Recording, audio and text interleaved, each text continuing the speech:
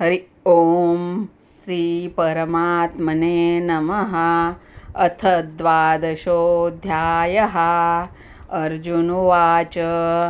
एवं सततयुक्ता ये भक्तास्त्वां पर्युपासते ये चाप्यक्षरमव्यक्तं तेषां के योगवित्तमः। श्रीभगवानुवाच मय्यावेश्य मनो नित्ययुक्ता उपासते श्रद्धया परयोपेतास्ते मे युक्ततमा मताः ये त्वक्षरमनिर्देशमव्यक्तं पर्युपासते सर्वत्र गमचिन्त्यञ्च कूटस्थमचलं ध्रुवं सन्नियमिन्द्रियग्रामं सर्वत्र समबुद्धयः ते प्राप्नुवन्ति मामेव सर्वभूतहिते रताः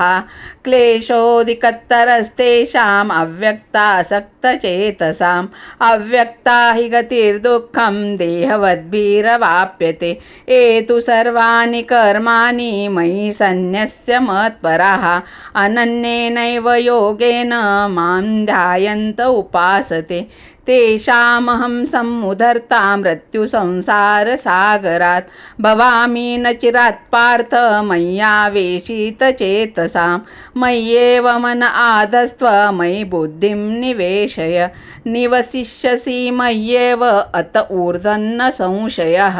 अथ चित्तं समाधातुं न शक्नोषि मयि स्थिरम् अभ्यासयोगेन ततो मामिच्छाप्तुं धनञ्जय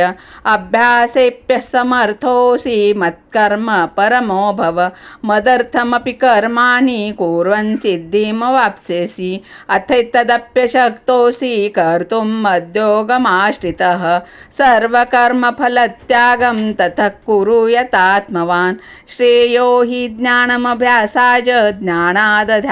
विशिष्यते ध्यानात् कर्मफलत्यागस्त्यागाश्शान्तिरनन्तरम् अद्वेष्टा सर्वभूतानां मैत्रः करुण एव च निर्ममो निरहङ्कारः समदुःखः सुखक्षमी सन्तुष्टः सततं योगी यतात्मा दृढनिश्चयः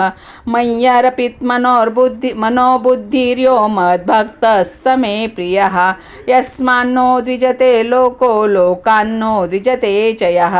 हर्षामर्षभयोद्वेगैर्मुक्तो यः स च मे प्रियः अनपेक्षशुचिर्दक्ष उदासीनो गतव्यतः सर्वारम्भपरित्यागी यो मद्भक्तः स मे प्रियः यो न रुष्यति न द्वेष्टि न शोचति न काङ्क्षति शुभाशुभपरित्यागी भक्तिमानः स मे प्रियः समशत्रौ च मित्रे च तथा मानापमानयोः शीतोष्णसुखदुःखेषु समसङ्गविवर्जितः तुल्यनिन्दास्तुतिर्मौनी सन्तुष्टो येन केनचित् अनिकेतस्थिरमतिर्भक्तिमान् मे प्रियो नरः ये तु धर्म्यामृतमिदं यथोक्तं पर्युपासते श्रद्धानामत्परमा भक्तास्तेऽतीव मे प्रियाः। हरि ओम तत्सदिति श्रीमद्भगवद्गीतासूपनिषत्सु